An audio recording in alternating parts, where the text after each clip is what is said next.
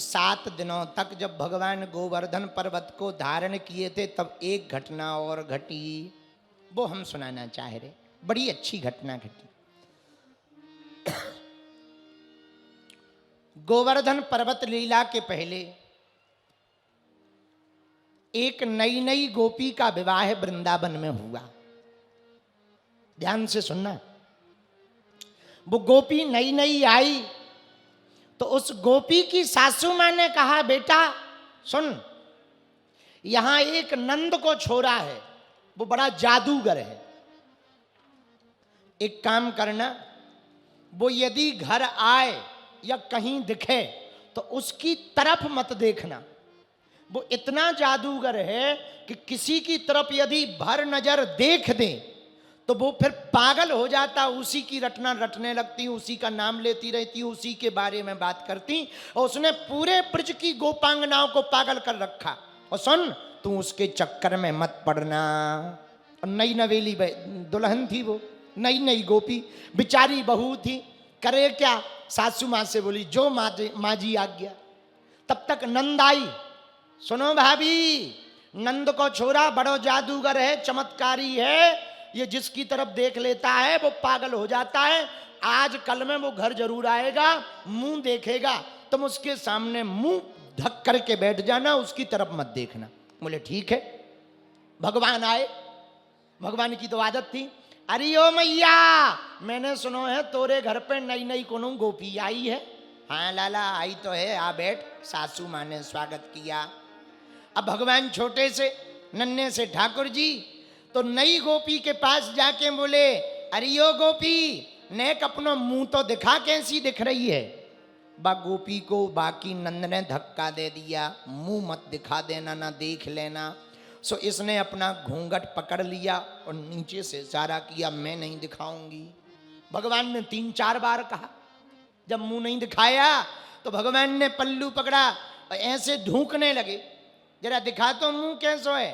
तो बाने अपनो मुख को पल्लू पकड़ करके ठाकुर जी को धक्का दे दिया गोपी ने।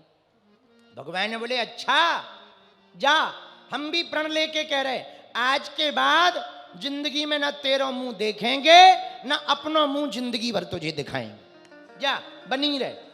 भगवान इतना कह के चले गए। अब वो तो बेचारी नई नई गोपी थी, उसे क्या पता, छोटो सा लाला है, नाराज हो गए, ऐसी बातें तो बोलते ही रहे, तो चले गए ठाकुर जी। लेकिन जब 7 दिन गोवर्धन पर्वत ठाकुर जी ने धारण किया तो पूरे ब्रजवासी गोवर्धन के नीचे आए। तो वो गोपी भी आई। वो गोपी आई तो सब ठाकुर जी के नित्य दर्शन करवे जावे, गीत गावे। तो वो गोपी धोखे से उस गोवर्धन पर्वत जब धारण किए ठाकुर जी खड़े थे, उसने एक नजर कन्हैया को देख लिया। हमारे भगवान है ही इतने प्यारे, कोई एक नजर देख लेना तो उसे दुनिया में कुछ अच्छा नहीं लगता है, संसार उसे प्रिय नहीं लगता, इतने प्यारे हैं। एक नजर जहां देखा सोई बाबरी हो गई, पागल हो गई। लेकिन भगवान को जैसे ही पता लगा ये वही गोपी है, सो मुंह टेढ़ा कर लिया। वो इस तरफ आई, भगवान ने इस तरफ मुंह कर लिया।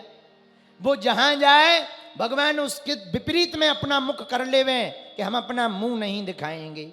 वो गोपी रोने लगी, आंखों में आंसू भर आए, कन्हैया हमसे भूल हो गई। सासू मां की बातों में आकर हम आपकी इस चित्रण को नहीं देख पाए। हे श्याम सुंदर, हमें पता है आप कोई साधारण कन्हैया नहीं हो, आप साक्षात नारायण हो। हे गोविंद, हे माधव, हमसे भूल हुई। ये आंखें हमारी दुर्भाग्यशाली हैं, ये आंखें हमारी अभाग्नि हैं, अभाग्नि, जो इन नैनों से तुमको नहीं देखा।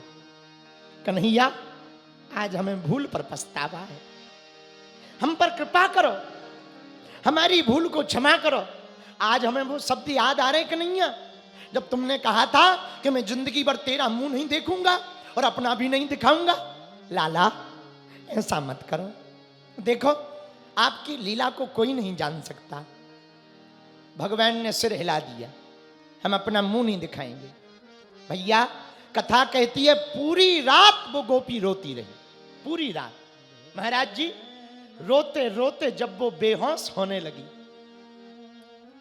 शरीर गला सूख गया, होंठ सूख गए, आंखें लाल हो गईं, घर वाले मना मना परेशान हैं। अब वो गोपी कभी सासू मां को गाली देवे, कभी नंद को गाली देवे, और हाथ जोड़ जोड़ कर कन्हैया के सामने रोवे।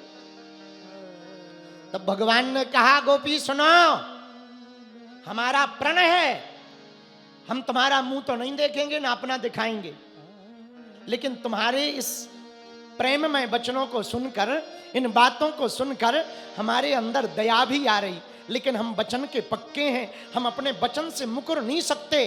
पर गोपी, हम तुम्हें एक वरदान जरूर दे रहे, हम तुम्हें दर्शन देंगे, मिलेंगे, पर प्रायश्चित तुम्हें पूरा करना पड़ेगा। और जाओ, कलयुग में हम तुमको मिलेंगे, और कलयुग में तुम्हें पुनः जन्म लेना पड़ेगा, तब तुम्हें हमारे दर्शन होंगे, और कलयुग में लोग तुमको मीराबाई के नाम से जानेंगे।